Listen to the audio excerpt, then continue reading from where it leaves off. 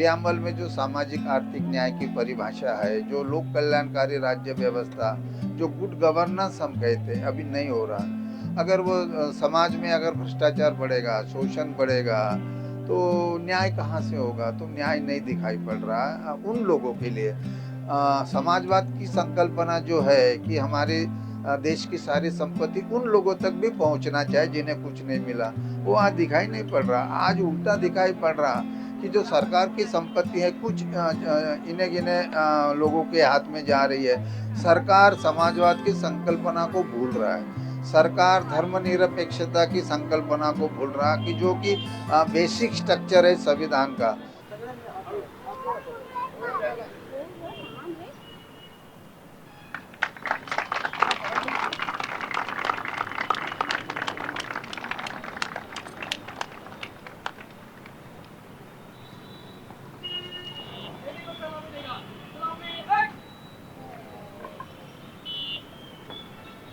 जनगण मन अधिनायक जय हे भारत भाग्य विधाता।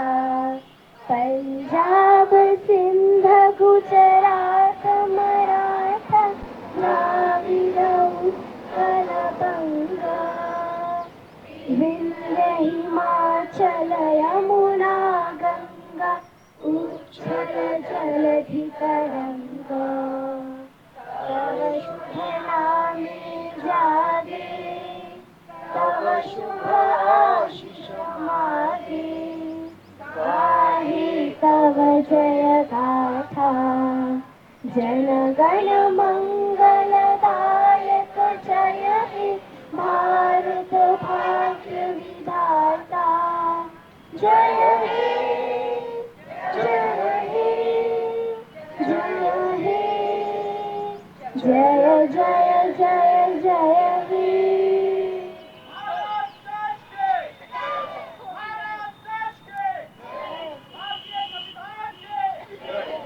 सह्याद्रीचा सिंह गर्जतो शिवशंभू राजा।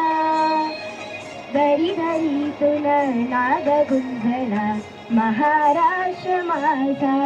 जय जय महाराष्ट्र माझा गर्जा महाराष्ट्र माझा। आज गणतंत्र दिवस है। हमने गणतंत्र में अपने 75 साल पूरे कर लिए हैं और ये 76वां गणतंत्र दिवस आज हम मना रहे हैं। गणतंत्र दिवस पर आपको बहुत बहुत बधाइयाँ। ये नागपुर का संविधान चौक है और संविधान चौक पर आज गणतंत्र दिवस पर लोग बाबा साहेब को अभिवादन करने पहुंचे हैं।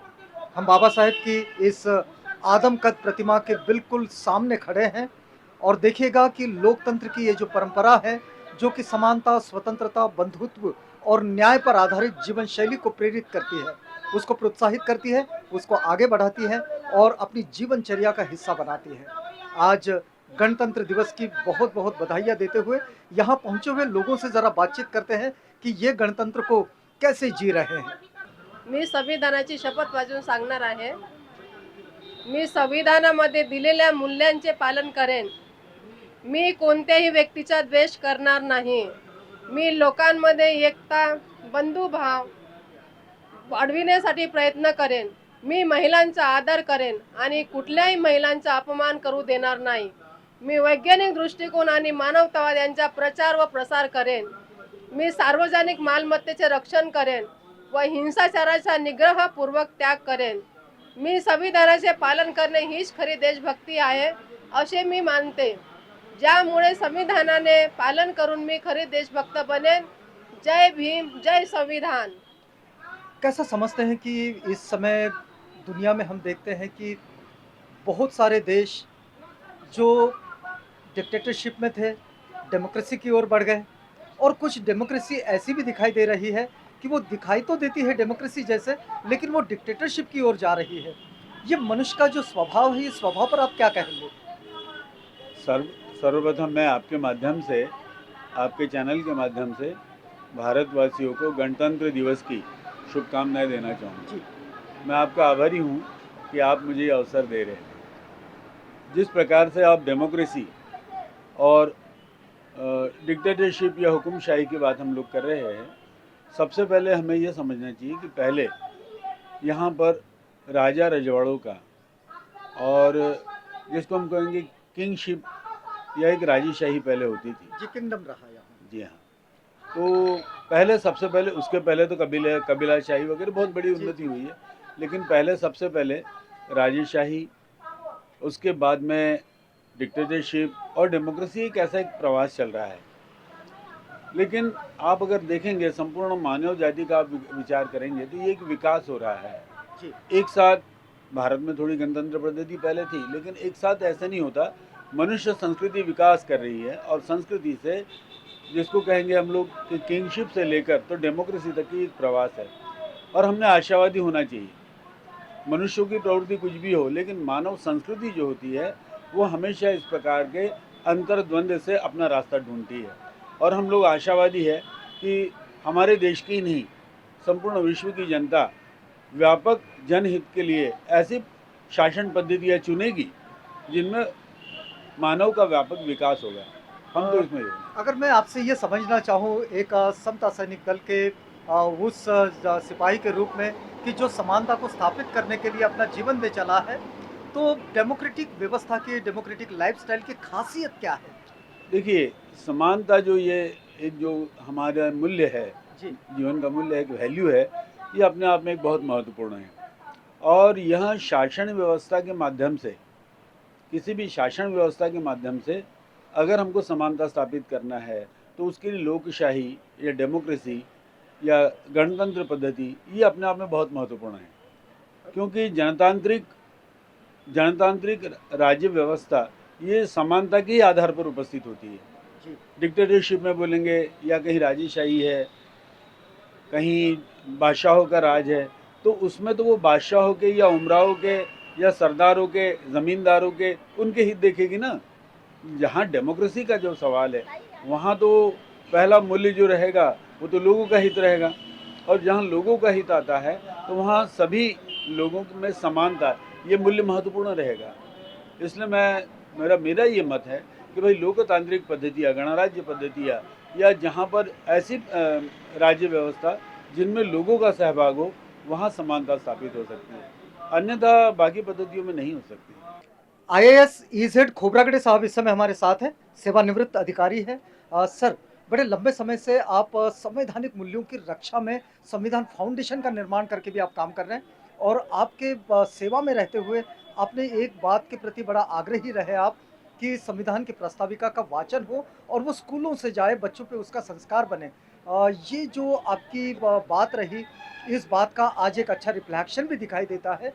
लेकिन हम ये समझने का प्रयास कर रहे हैं कि गणतांत्रिक जीवन पद्धति जो है, इसकी आप खासियत क्या बताएंगे?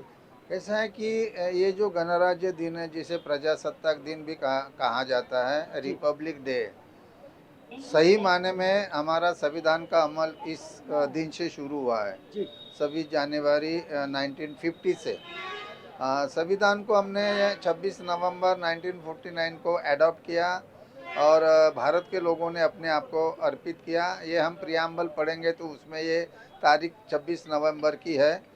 संविधान सभा ने संविधान बनाया। डॉक्टर बाबा साहब आम्बेडकर, इनको उनका जो योगदान रहा है उसके लिए संविधान सभा ने उनको संविधान का शिल्पकार, chief architect of Indian constitution करके उनका गौरव किया।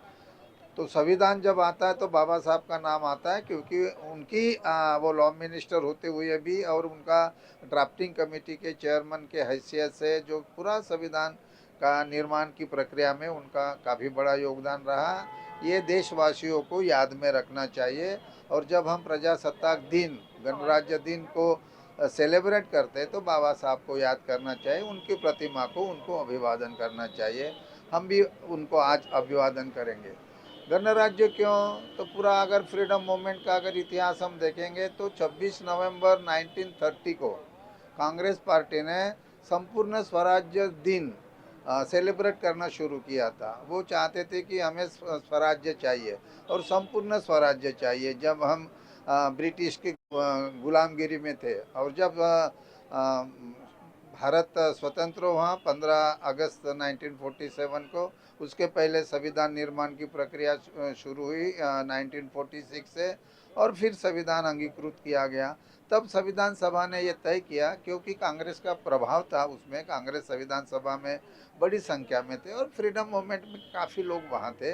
तो उन्होंने कहा कि हमारा जो 26 जनवरी 1930 का जो टोटल स्वराज्य दिन है, तो आने वाली तारीख है 26 जनवरी, 26 नवंबर के बाद, तो वो ऐतिहासिक दिन उनका जो था कांग्रेस पार्टी का, वो हम उसमें पूरा संविधान का अमल हम 26 जनवरी को शुरू करेंगे।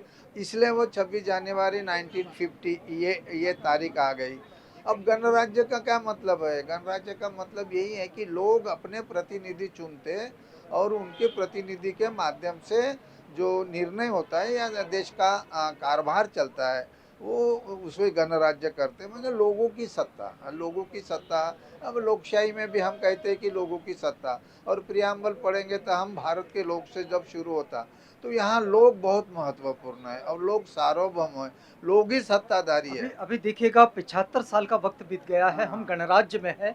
मैं ये समझना चाह रहा हूँ कि एक समय अपने आप में 75 साल का एक बड़ा समय भी लगता है, लेकिन अगर गणतांत्रिक व्यवस्था की प्रक्रिया को देखें तो ये समय छोटा भी लगता है।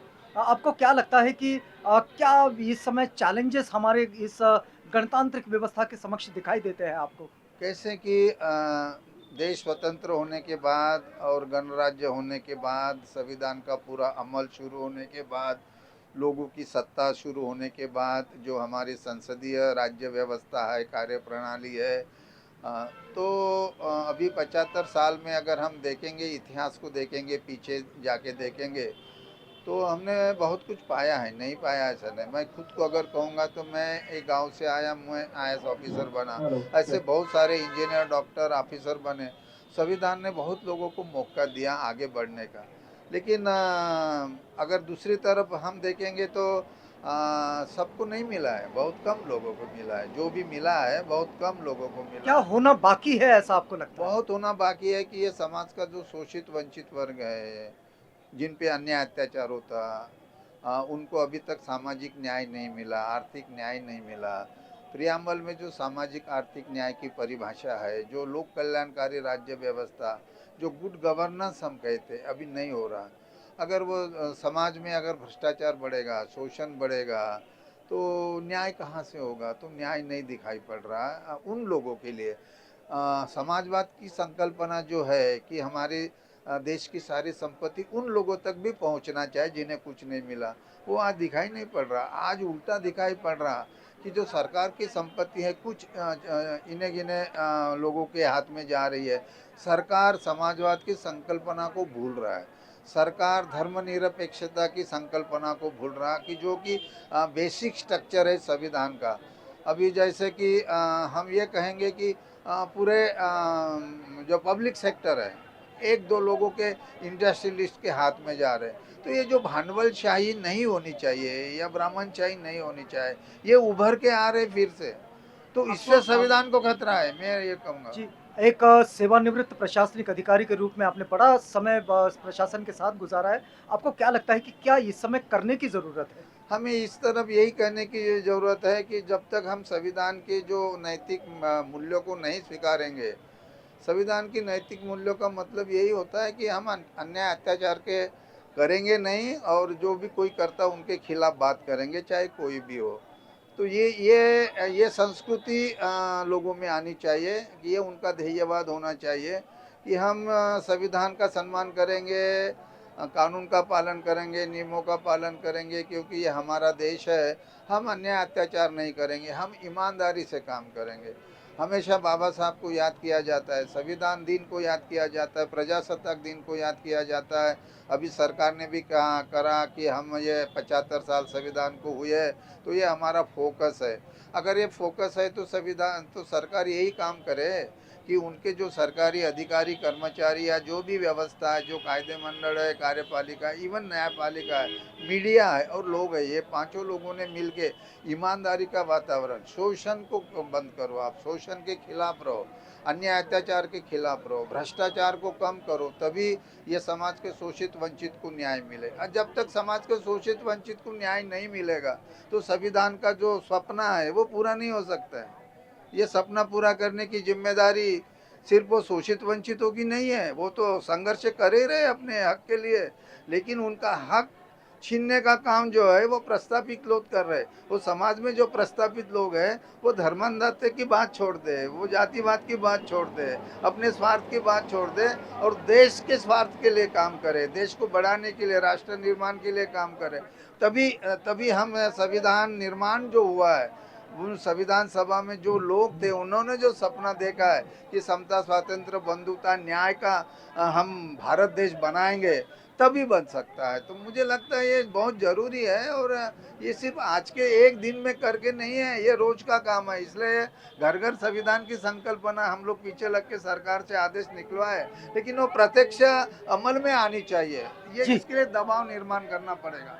चलिए, बहुत बहुत धन्यवाद आपका। Thank you. आज जो 75वीं हम लोग गणतंत्र दिन का ये मना रहे हैं, तो इस उपलक्ष्य में मैं सभी जो है उपासक उपासिका और देश के सभी नागरिकों को मैं शुभकामनाएं देती हूँ इस दिन की।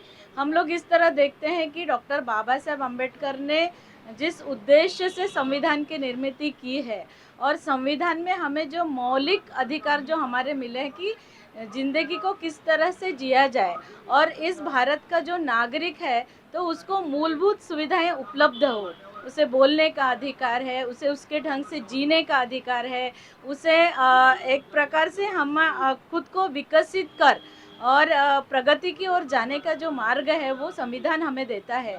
तो हम आज देखते हैं कि संविधान ने जो हमें अधिकार दिया है, खासकर महिलाओं को, हमने देखा है कि बहुत सारे महापुरुषों ने महिलाओं के लिए काम किया है, मगर पहली बार संविधान ने हमको अधिकार दिया है कि महिलाएं भी हर क्षेत्र में आगे आएं और उसे बराबरी का अधिकार, माने नागरिक जैसा, ऐसा नहीं है कि पुरुष को अलग अधिकार, तो समानता का जो अधिकार महिलाओं को मिला है। तो हम आज देखते हैं कि आज जो बड़ी बड़ी पोस्ट पर हमें दिखती है, शिक्षा का अधिकार जो महिलाओं को मिला है, बच्चियों को मिला है, वह सब उसके मायने हम देखते हैं कि आज महिलाएं काफ़ी हद तक प्रगति कर रही है। मगर फिर भी हम ये भी देखते हैं कि भारत सरकार की ओर से संविधान को हम लोग नतमस्तक करना होते हैं, हम उसकी पुस्तक पर नतमस्तक होते हैं, मगर जो अधिकार संविधान में है वो सही मायने में आज मिल सका है क्या, इसका भी आत्मचिंतन इस दिन के लिए करना चाहिए, ऐसा मुझे लगता है। आज हम यदि बोलते हैं किसी चीज़ के बारे में, जो अधिकार हमें बोलने का दिया है, जो स्वतंत्रता हमें बोलने की है, मगर उस विषय पर यदि हम बोले तो देशद्रोही ठहराए जाते हैं, तो संवैधानिक अधिकारों को कहीं तो भी रोका जा रहा है। तो हम यह देखते हैं कि संवैधानिक अधिकारों को पूरी तरह से हमें एक देश के नागरिक हेतु, एक देश की महिला हेतु हमें उसका उपभोग लेने दे, यह हम सरकार से विनती करते हैं। गणतंत्र दिवस सुफलाम और शुभलाम हो जाए, ऐसी सभी की मनोकामना थी और सभी की है। लेकिन जिस तरीके से ये भारत के लोग, हम भारत के लोग पूरे होश के साथ सामने आना था, या सबकी प्रगति होना था, देश एक अच्छे बड़े ताकत के साथ ऊपर आना था, आज तक हुआ नहीं। ये थोड़ी खंत आज भी हमको लगती है। बाबा साहब अम्बेडकर ने जो बोला था कि ये संविधान जब तक है तब तक ये भारत ऊंचा, अपना सर ऊंचा रखेगा। संविधान की रक्षा करना, संविधान का सम्मान करना, ये हमारा काम है। ऐसा जब हम बोलते हैं तब सभी लोगों ने सामने आना चाहिए। आज हम देखते हैं कि पूरे भारत में निराशा फैली हुई है।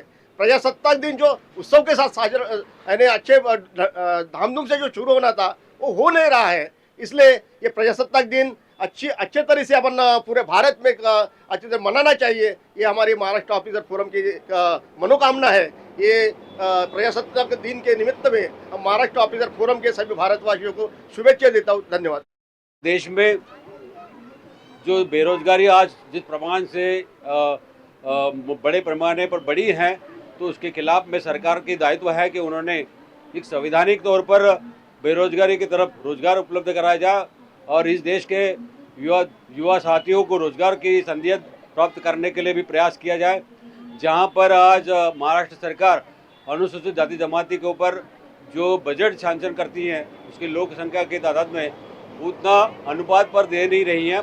तो उसके खिलाफ में समता सेन दल निरंतर एक मांग कर रही है कि भाई बजट में वाटा और वाटे के लिए कायदा होना चाहिए। तो इस प्रकार से जो सत्ताधारी लोग हैं, जो सत्ता में रहते हैं, और इस समाज के विकास के लिए जो फंड होता है, वो फंड का एक प्रावधान रहेगा। कायदा बनने से उनको उस पर अमल करना पड़ेगा। जो लोग इसका फंड इधर घुमाते हैं या खर्च करते हैं, ये शिक्षा के लिए फंड नहीं देते हैं पूरी तरह से, उसके खिलाफ में आर्थिक विकास के लिए, बेरोजगार के लिए रोजगार उपलब्ध कराने के लिए भी पैसा सरकार देती नहीं है। सुशिक्षित बेरोजगार हैं, वो अगर व्यापार करना चाहते हैं तो व्यापार के लिए भी बिना व्याजी पैसा उन्होंने 10 लाख रुपए देकर उनको सहायता राशि देना चाहिए, अनुदान देना चाहिए। इस प्रकार से आज देश में हम चाहते हैं कि भाई राज्य सरकार और केंद्र सरकार अनुसूचित जाति जमाती के लिए एक विशेष मागास वर्गीय के लिए भी एक ऐसे अलग से प्रावधान करे, और जिस माध्यम से ये अगर मान लो आर्थिक बजट हो या सामाजिक न्याय के लिए या एट्रोसिटी के अमल बजावने के लिए भी जोरदार प्रयास करना चाहिए सरकार ने अपने दायित्व के हिसाब से। ग्लोबर्स बिजनेस ऑर्गेनाइजेशन की तरफ से पूरे भारतीयों को प्रजासत्ताक दिन की बहुत बहुत शुभकामनाएं। प्रजासत्ताक दिन की तो बहुत उम्मीदें रखते हैं, क्योंकि ये संविधान का दिन है और संविधान का सबने बहुत रिस्पेक्ट करना चाहिए। आपको इस समय गणतंत्र को विकसित होने में, उसको और अपनी परिपूर्णता की ओर जाने में क्या चुनौतियाँ देखते हैं आप इसमें? देखिए, अभी तो बहुत चुनौतियां आ रही है। आप सब देख ही रहे हैं कि पॉलिटिकल या इकोनॉमिकल या सोशल बहुत चुनौतियां आ रहे हैं। हम सब ने जो अपने उम्र के जो भी लड़के हैं, उन्होंने सब मिलकर इसको चुनौतियों को एक आह्वान देना चाहिए कि सब ने भारतीय संविधान का बहुत बहुत रिस्पेक्ट करना चाहिए। आम्ही भारताचे लोक, भारताचे एक सार्वभौम, समाजवादी, धर्मनिरपेक्ष, लोकशाही गणराज्य घडविण्याचा व त्यांच्या सर्व नागरिकांस सामाजिक, आर्थिक व राजनैतिक न्याय, विचार अभिव्यक्ती, विश्वास, श्रद्धा व उपासना यांचे स्वातंत्र्य, दर्जाची व संधीची समानता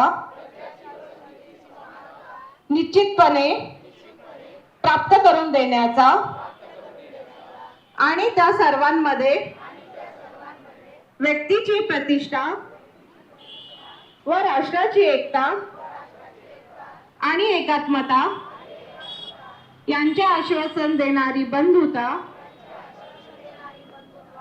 प्रवर्धित करण्याचा संकल्पपूर्ण निर्धार करून